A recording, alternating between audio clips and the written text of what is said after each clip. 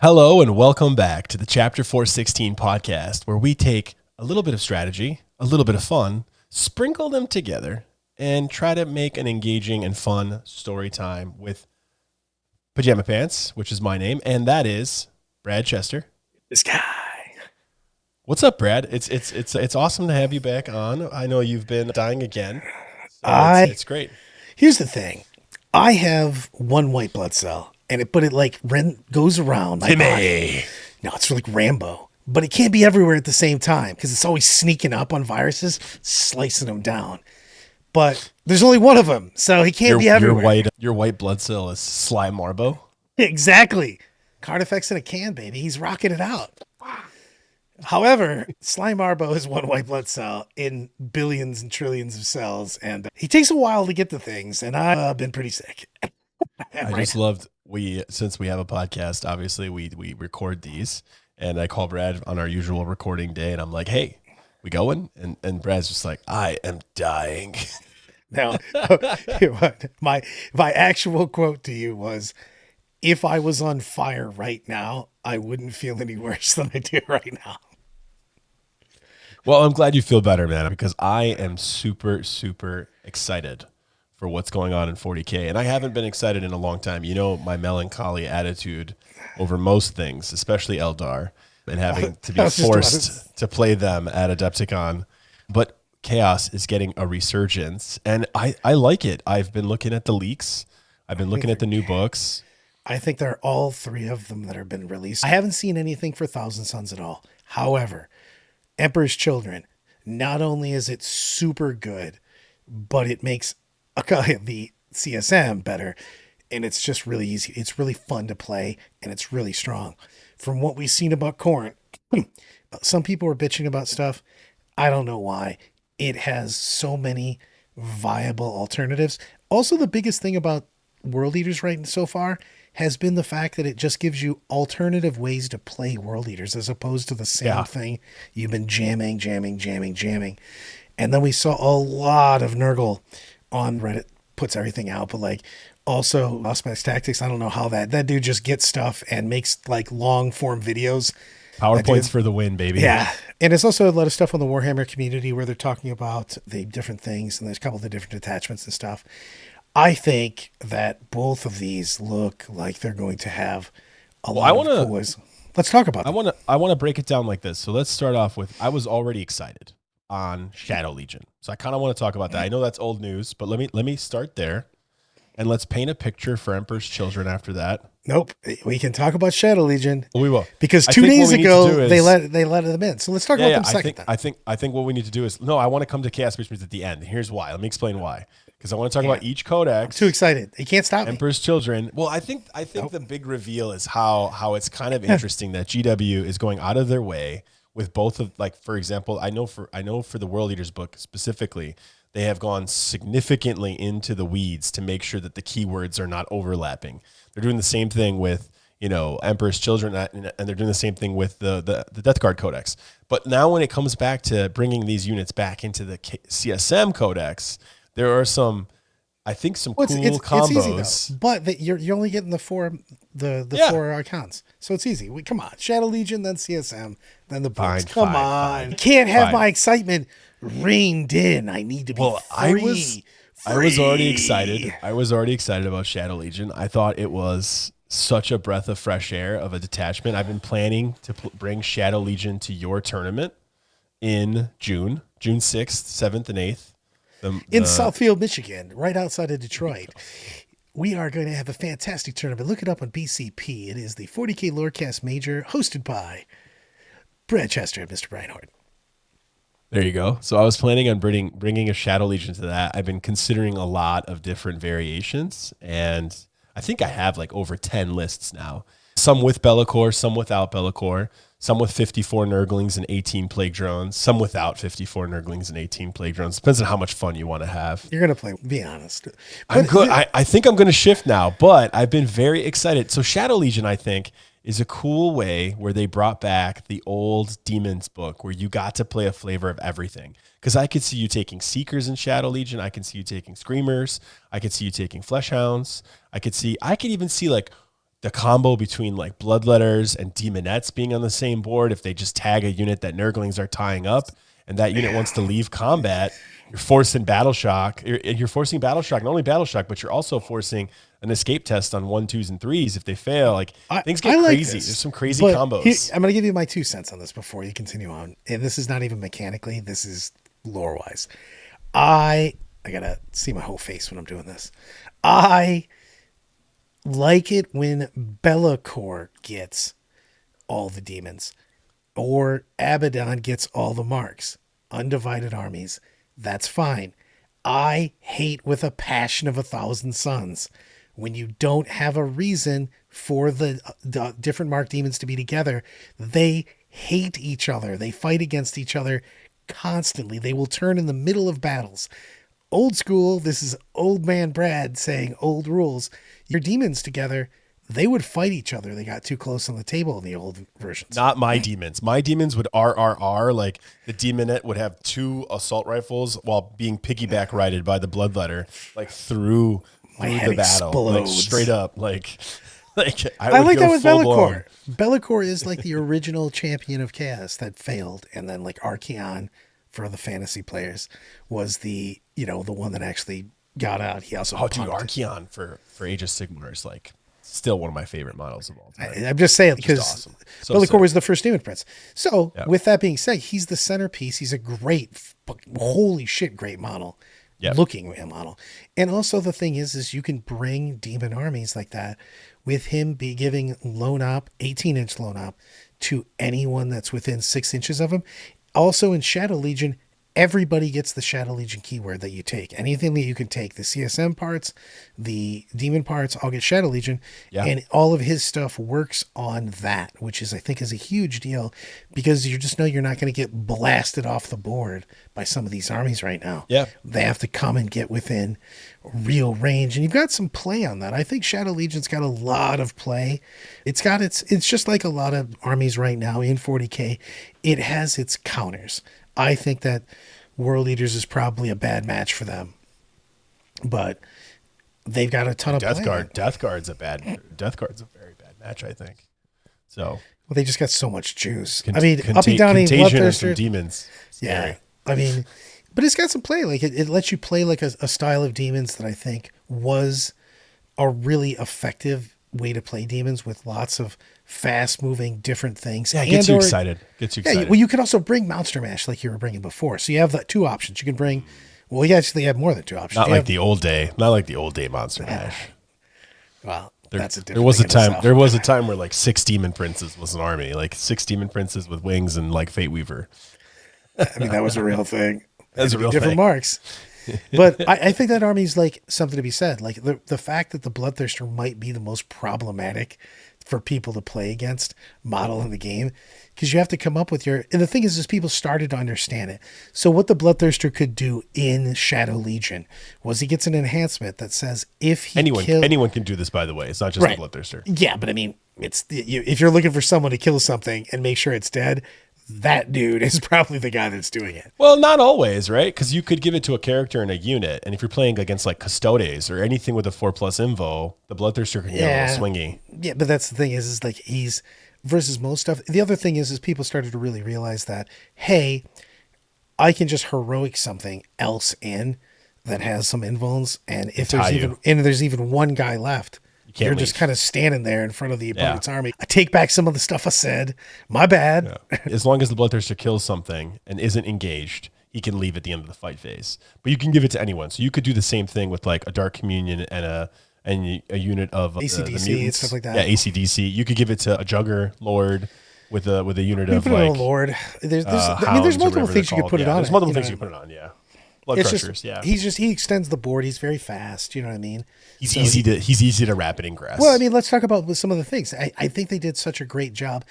Shadow Legion lets you take different CSM units, but I think it's probably better with almost a pure demon army because demons and Nurgle -1 to wound if the strength of the attack's higher than their toughness.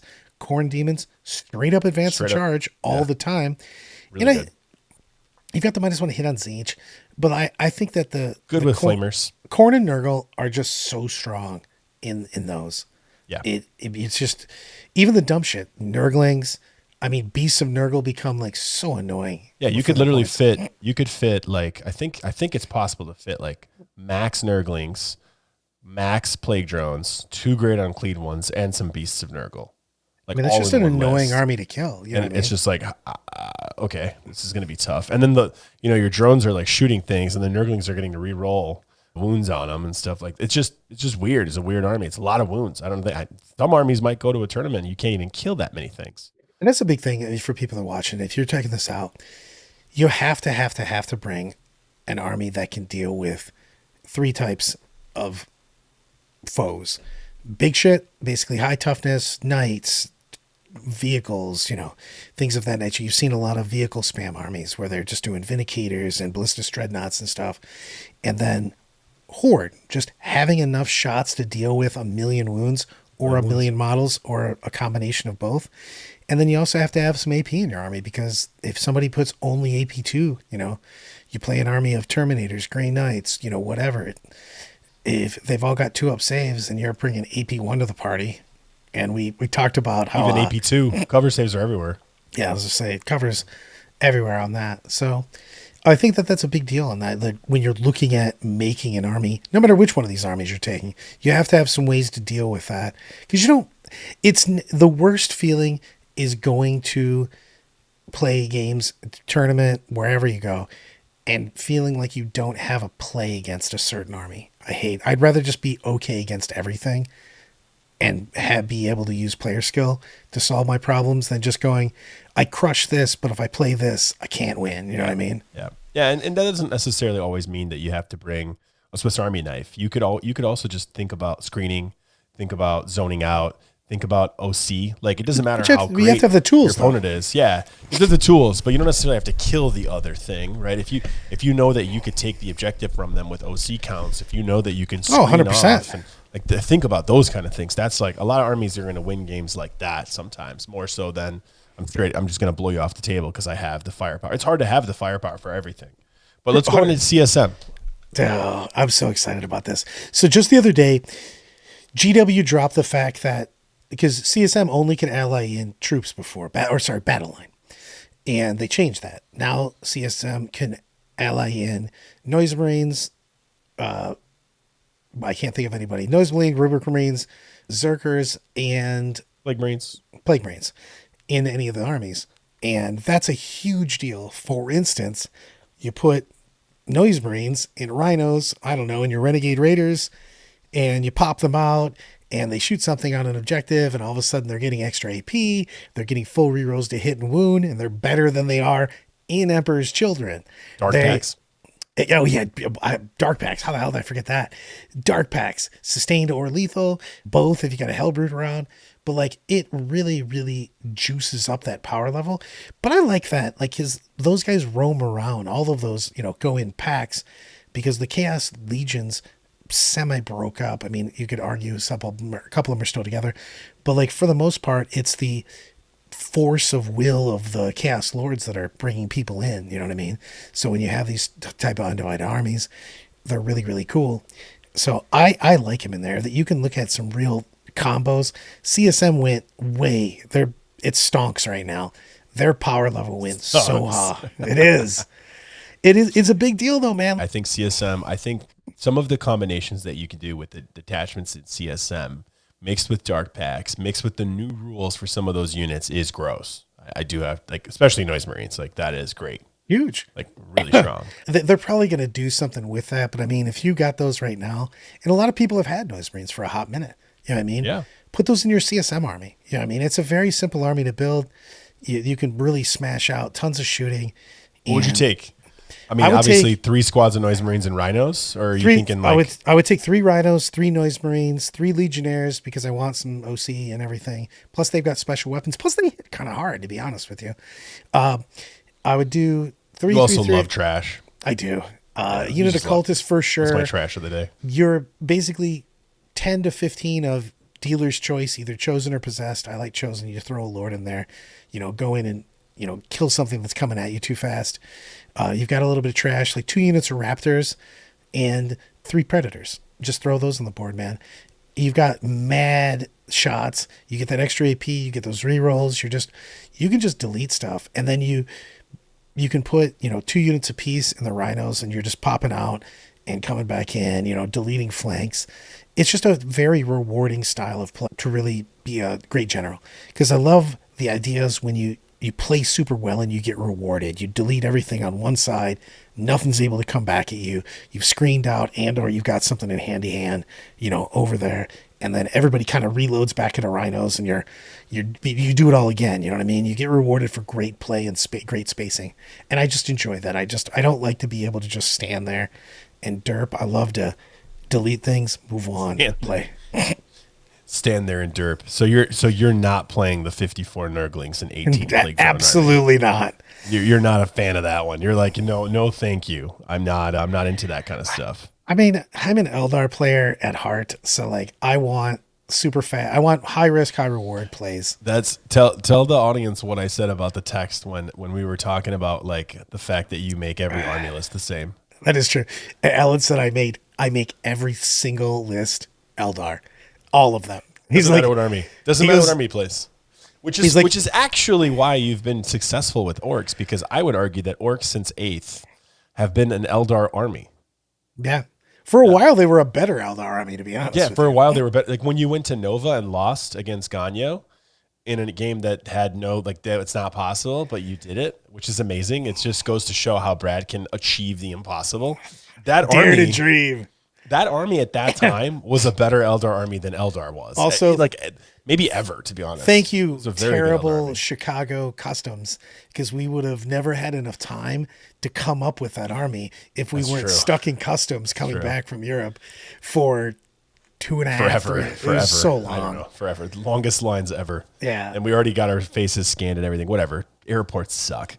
But let me go to Emperor's Children now, because I know you brought them up on the cast before. We've talked about them before, but I never really went in deep on the codex. I just did. I did this week since you were sick. I was like, why don't I actually figure out something about 40K? Give me 2 seconds, and I'm going to let you loose. I'm going to let you loose, but I want to tell you nothing makes me laugh harder than when you call me back or message me that you were messaging me because I was just dying, and you get excited about the thing that you just found that I told you about before, but you're telling me about that you just discovered. Like it was new stuff. I'm like, Alan, you should check this out. Much, yeah. You will love this army. And you're just like, yeah, Brad, whatever. I got the kids and I are going to lunch, and I don't care what you say. And then like a couple days later, you're like, dude, have you checked out Emperor's Children? I'm glad you like that, because Amela does not like that. She's always like, I literally told this to you 2 days ago. And I'm like, isn't that cool though? She's like, I told you this 2 days ago, So, it cracks me up.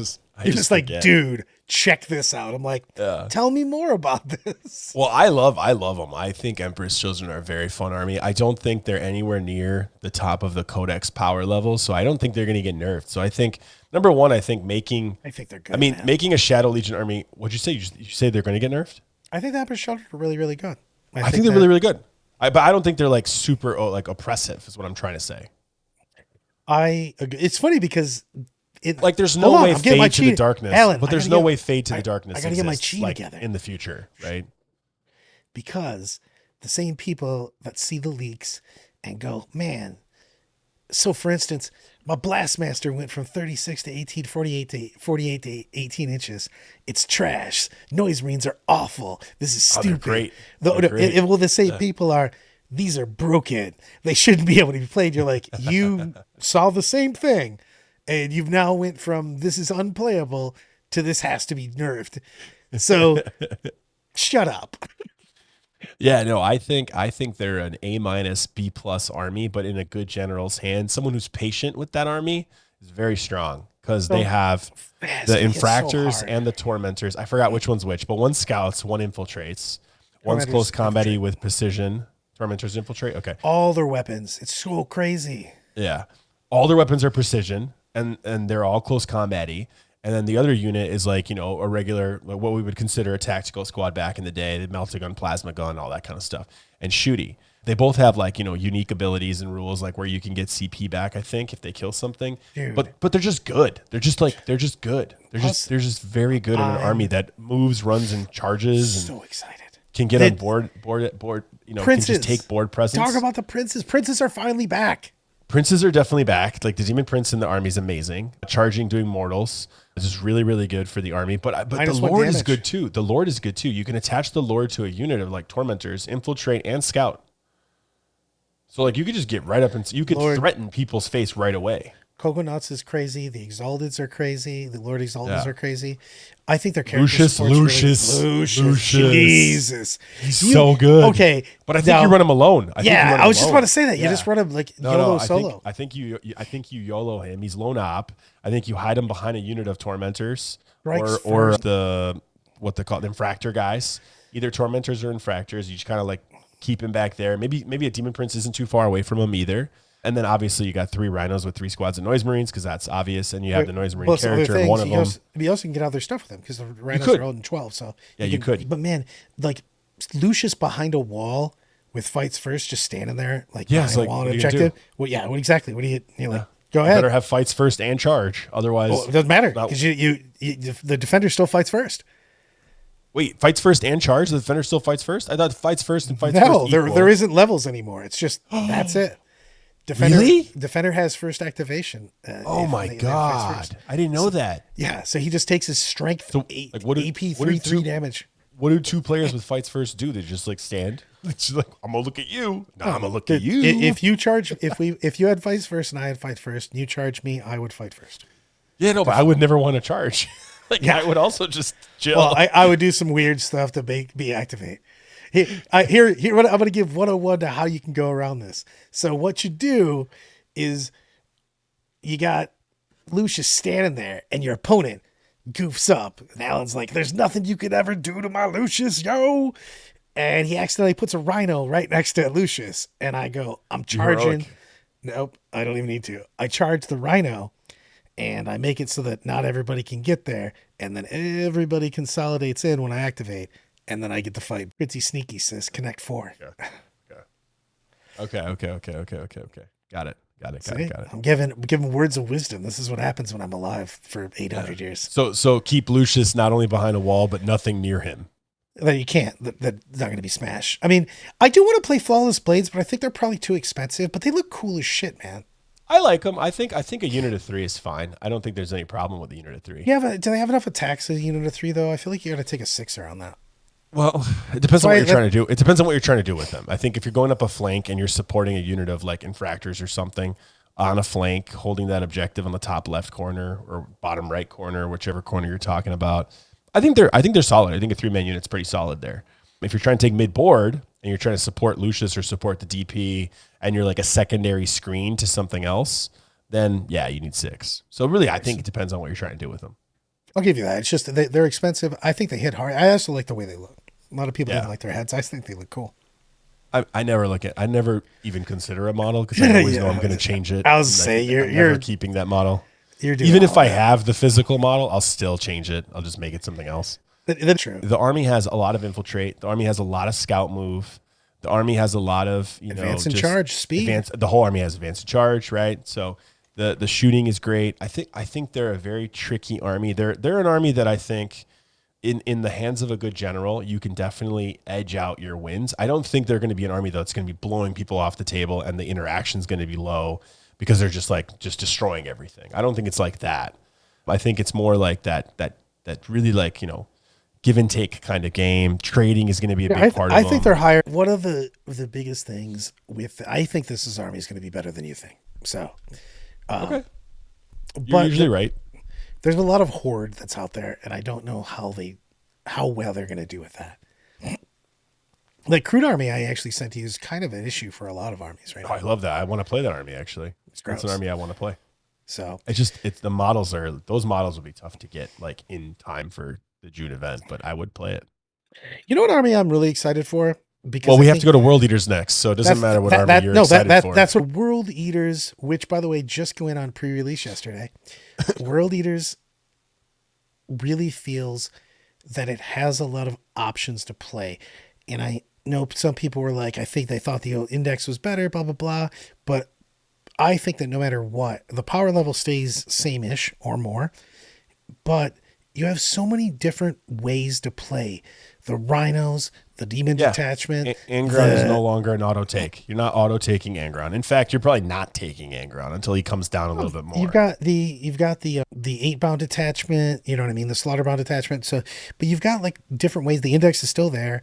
You've got a lot of ways to play. You've already been super excited about the. I'm super excited. I think there's Rhino three Detachment. I like. I like three. I like the Berserker Horde, Berserker Glaive one, the Berserker one, the Cult Horde one, and the Rhino Detachment or the vehicle one. Those are my three favorite, I think. I mean, and it's the Rhino Detachment. Like, to be honest, the Rhino Detachment's my favorite because it's very tricksy. Got so many shenanigans, which I don't think it has that the so many shenanigans. World Eaters haven't had shenanigans. So if you want they've to been have such fun, a boom, but that one, dude, has so much wham. Well, you would hate the Cult one, right? So the Cult one, your warmonger guys, your warmonger dudes are troops. Oh. So you could just take like 120 jackals. But all their buffs operate on having big dudes around them. So you just take two demon princes. The demon princes are amazing. Take two walking demon princes. The walking demon princes have loan op. If they're within 3 the walking demon princes have loan op, and you literally just surround them with jackals, and you string back some of your goremongers. And the spawn are insane too, by the way. The spawn are crazy good. Dude, I think that the horde armies. There's a lot. There's a lot you could do there. Yeah. So the Cult army, I think, is very strong. Yeah. So the Cult army will have invones for 2 turns. So you can like push up, invone up with one of the DP or the whole army, or one DP that's protecting all the front forward units, and then the second turn the whole army is 4+. So even in combat, so I think that's you like can shut really people strong. Down. Those guys also have a volume of attacks. So like even if if you go horde versus horde, I actually think they have real play. Now they don't have guns for shit, so you have to. Well, you just take Forge Fiends. The Forge Fiends are so good. You just take Forge Fiends. Forge Fiends and Chaos are Forge Fiends got so much better than they used to. They're insane. I honestly think you maybe take the autocannon on them. It's like 20 shots or something. It's crazy. Want volume. I don't even care about vehicle popping or anything. I just want dice. Yeah. No, the autocannon's crazy. I think it's like rapid fire 6. So it's just you just got 1 million shots. It's so many shots, or it's like rapid fire 4 and it's 6 shots. I don't know. I think it averages out to like. I'm 20 excited shots. For again. This is why I like this book. I think they've been hitting them out of the park with this cast so far, because they give you different ways to play the game, and they feel like they're going to be viable. I think that horde army viable. The regular detachment viable, obviously, because it's already being played. No, the Berserker detachment's great because I don't know if you saw that one. You auto Blood Surge 8. One of the strats is run in charge. It's crazy. Your Blood Surge is D6+2. It's nuts. Yeah. Well, there's a lot. No, one of them's auto 8. No, I'm just saying the strat on it's so good. But I'm just saying like D6+2 without spending anything is yes. And if you take a Master of Execution, which I know are not as good as before, they don't have fights first anymore. But there is a relic in one of the detachments to give them fights first. I think it's the Rhino one, by the way. And so you can give one of them fights first. You can give another one of them Scout 9. So there's a lot of play you have, right? And they're still not bad for like 60, 70 points-ish. I can't remember what they are, but they're still really good. But man, the Rhinos basically the Rhino detachment's the most shenanigans for me. Having a get out, basically assault ramps. You can move 12, get out, and then charge. That's so much distance that you can cover. Then you also have and this is such a big deal. You could also move through a ruin wall. Yep. Get out and still charge. Right. So you can do shenanigans. Also, if you're used to playing the different GW detachments, you can put your Rhino right up against a wall or an inch off the wall if you're trying to block. But you have the option of obviously going through the wall, but also the strat that just says, "Hey, man, get out and just be in combat if you're within 6 inches." So that was the first thing I asked. I was like, "Do they charge? Like, how does this work?" I guess you don't charge. You don't roll they don't charge. Your defender will activate before you, but you can just grab a bunch of shit. You know what I mean? Because they can't do it. There's no Overwatch. There's no. What if you do it though, and the guy with the relic for fights first is in that unit? Right. That's my whole point. That's where I was going with it. See?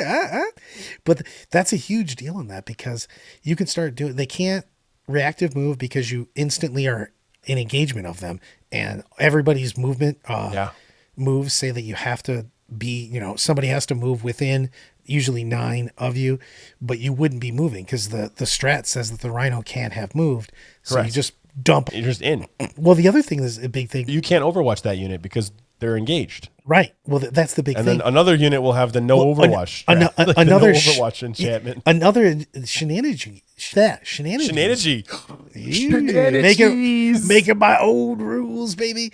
But you can just grab something and have the rest of the unit strung out, and then they activate, and then they get their 3-inch pile in, and then with that 3-inch pile in, they could grab other stuff that wasn't within 6 because there's no charge rule, so right. Like they can move however you want. That's what I'm saying. Like you basically have this dude touch random guy, and then everybody else is strung out.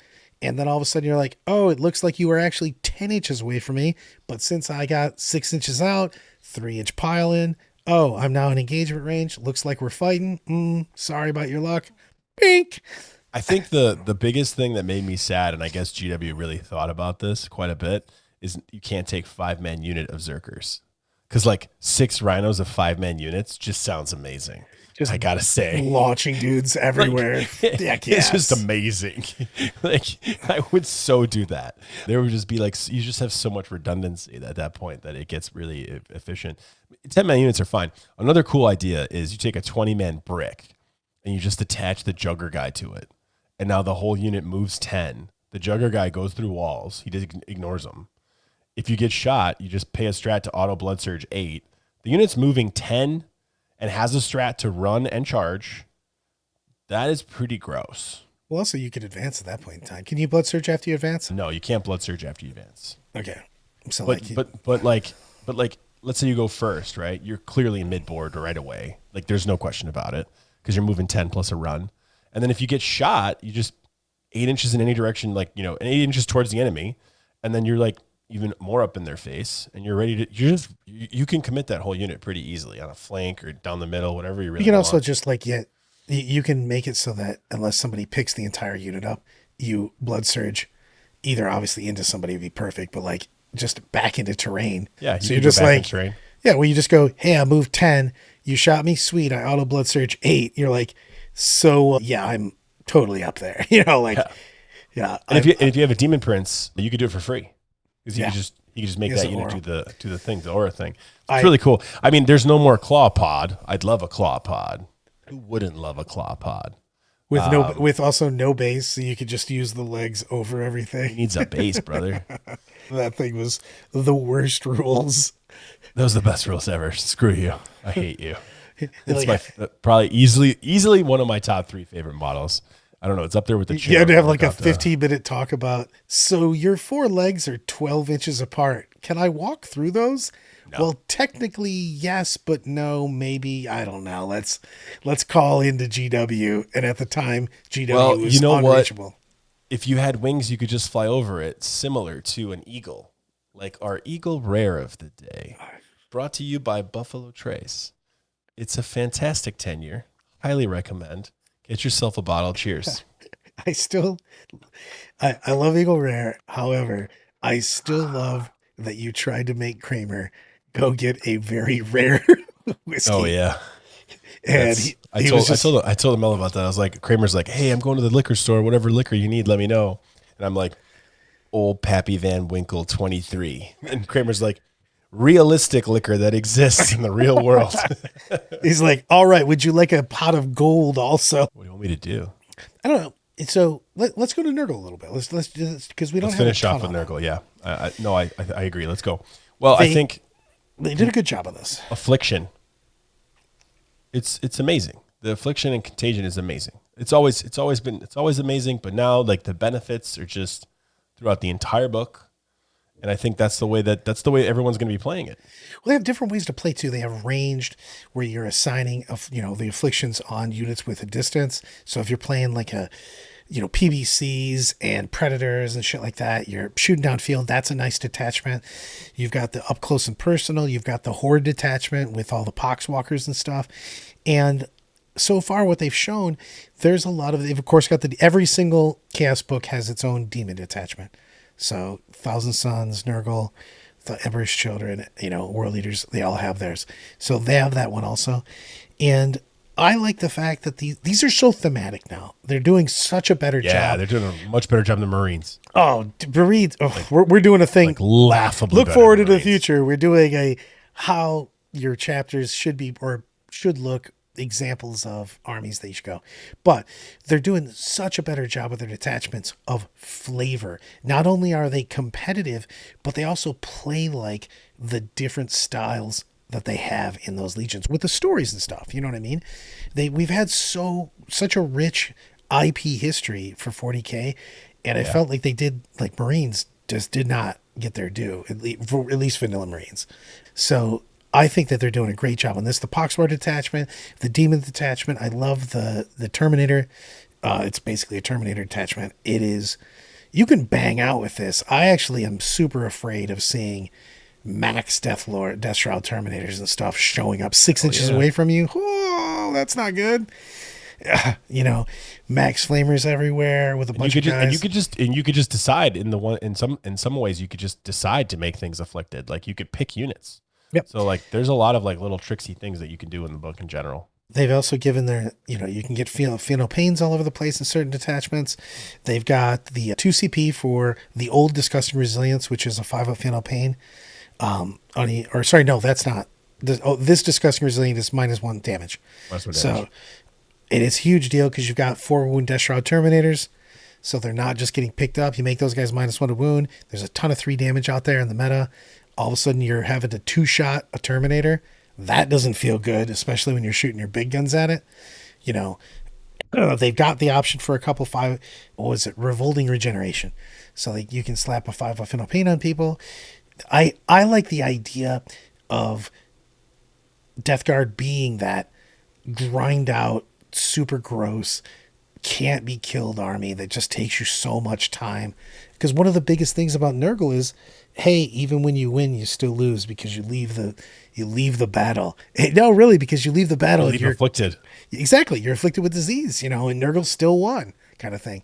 And I think the difference between Nurgle and Emperor's Children and World Eaters for me on the first read through is that I think the Death Guard have a data slate that's just auto take. I think it's an auto take 3. Well, let's talk about that. If they keep that, it was released several paces, but man, I'm a huge Fetid Bloat Drone fan, period. I think they look cool. I think they're one of the fastest things in a Death Guard army with a 10-inch move with fly, and they had the Flamers and the Flesh Mowers, and they have a new one that is shoe doggy.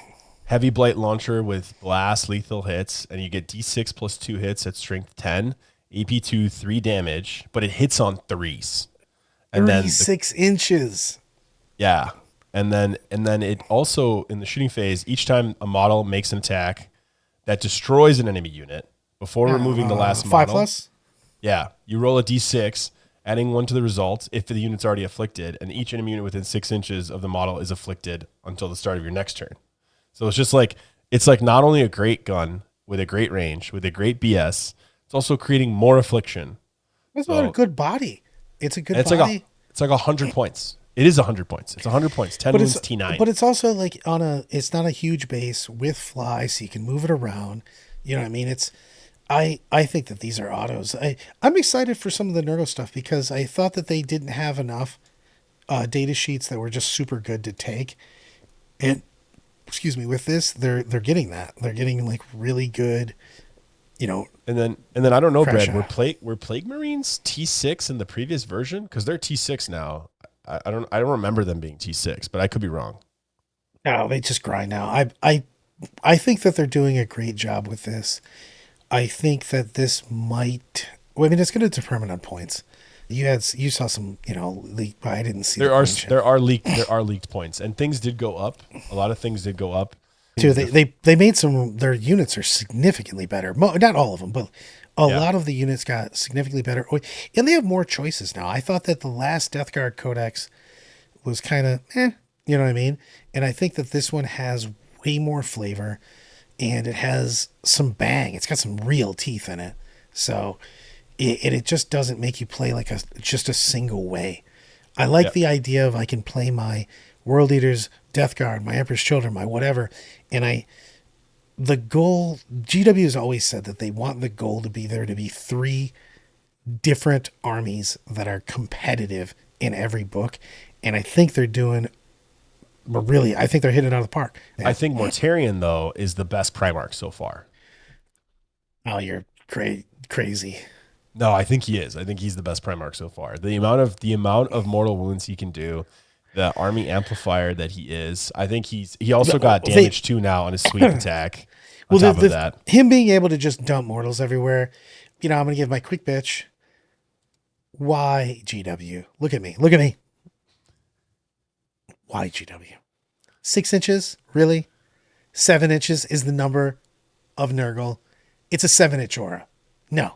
You know what? True, I'm going to actually. let my opponent have an extra inch point.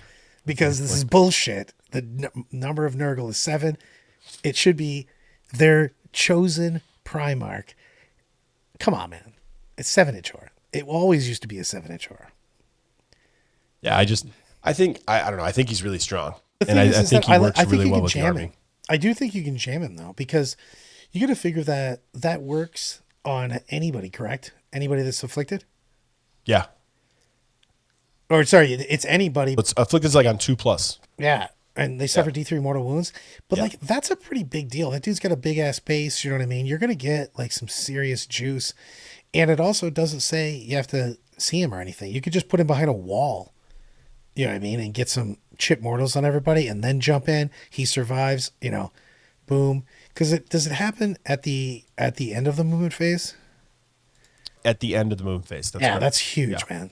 So you just zoom him in, he's pretty fast, and all of a sudden you just go, hey, remember when there was a shit ton of people around here? You know? Be a shame if everybody took some mortals.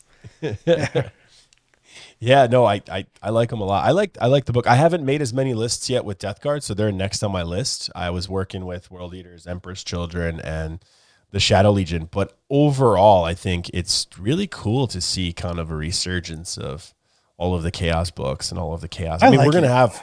I mean, it's really cool that we have all 4 Primarchs now. It's like a cool thing. I kind of want them to make Primarchs for all of the loyalists now too. Like I'd love to see, you know, I don't Bring know. me back some Vulkan, big old hammer. love- You know who I I'd love to want see- though? I don't know Russ. who I would want. I'd want Russ. I'd want Russ. Bro, come on. Also, think Russ would be my how number did we one get pick. Wolf in? How did we get Wolf Yeah. into the 13th Legion and we didn't get Russ back? That's nonsense. What are the Primarchs? What are the Primarchs that currently exist for the loyalists other than Ready? Reboot Gulliman Who's going to be cool? You and would make him and the Corax. Lion? Ra- Reboot Gulliman and Lion. Already up. Who else is out? Is there any other ones out? That's it. Okay. Yeah, but you've got Corax from the Raven Guard, who's basically an invisible demon prince, killing people in the warp, like trying to smoke people. Yeah. Vulcan's somewhere out there. He's had a ton of stories out there because, you know, the Night Hunter was killing him every day as something to do, so they went and Yeah. made him nuts.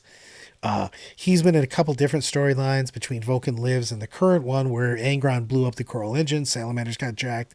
He's going to come back. They've got the artifacts to bring him back. Conrad Curze would be amazing.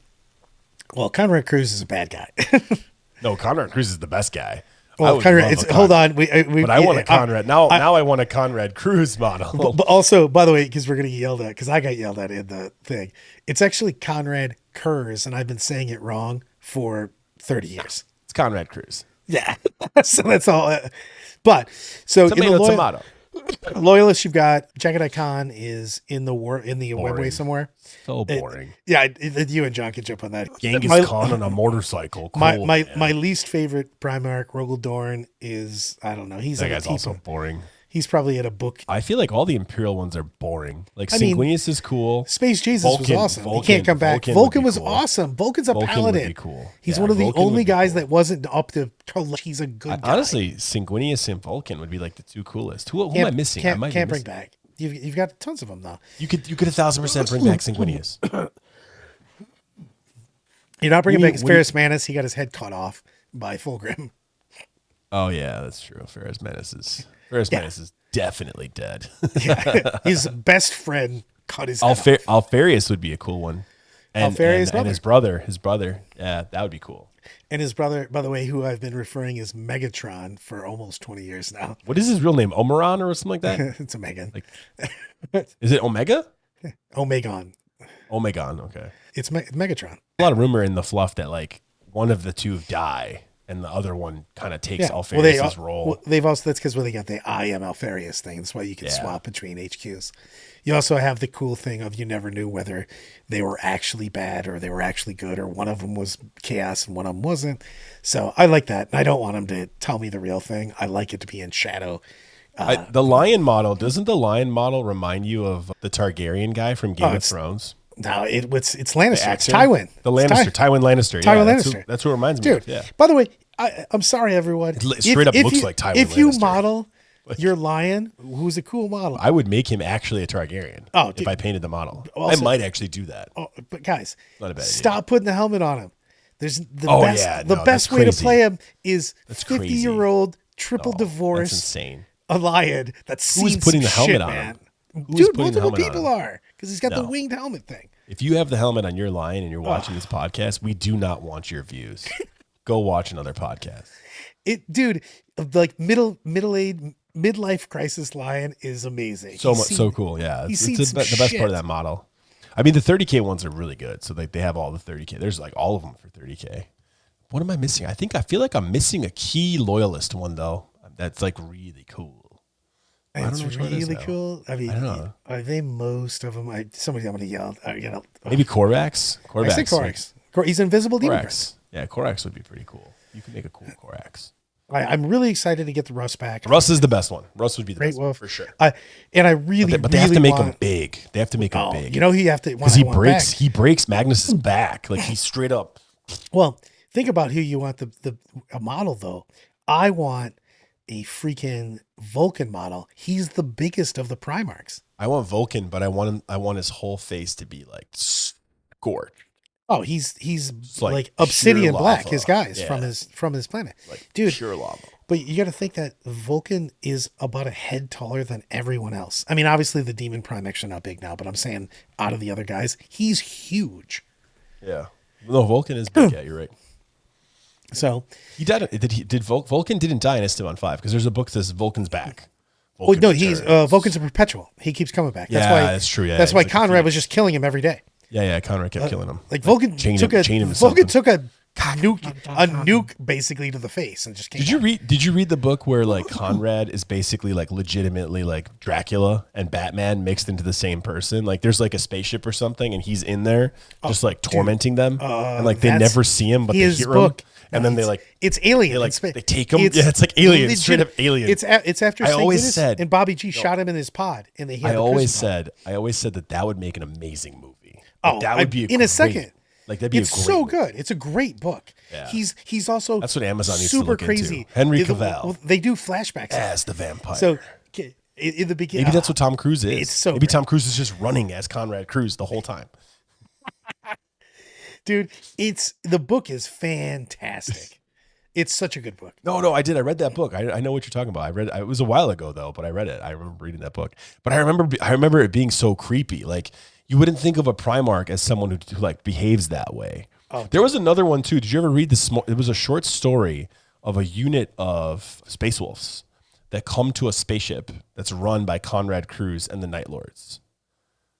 And they come there like telling him like what Lehman has told. Like Lehman has some orders. This is before the fall. Like Lehman has some orders. Conrad, you got to come in. We're here to take you or something like that. And Conrad just like kind of laughs at him and then like murders them all. Like straight up just marks everybody.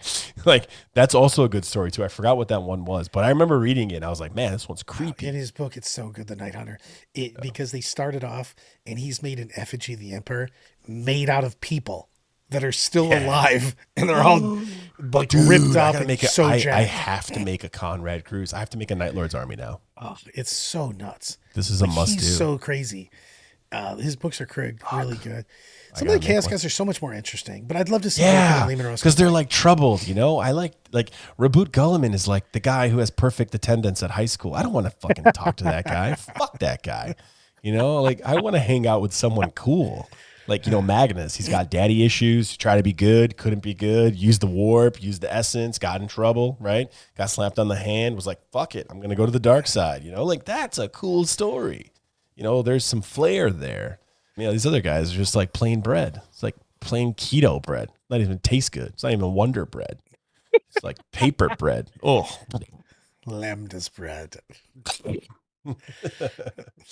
We're leaving the cast at that. Fantastic. Well, this is it for today's chapter on the Chapter 416 podcast. And we thank you for tuning in. We thank you for listening. Please feel free to like and subscribe so you can see when we launch and when we have new stuff. And make sure you go to the Lorecast, 40K podcast, 40klorecast.com. Sign up for the tournament coming up in June and see us in the greater Detroit land area, right? Indeed. Southfield, Michigan. 6th, 7th, something like that. June 6th, 7th, and 8th. There you go. June 6th, 7th, and 8th. Thank you guys. And we're out. Deuces.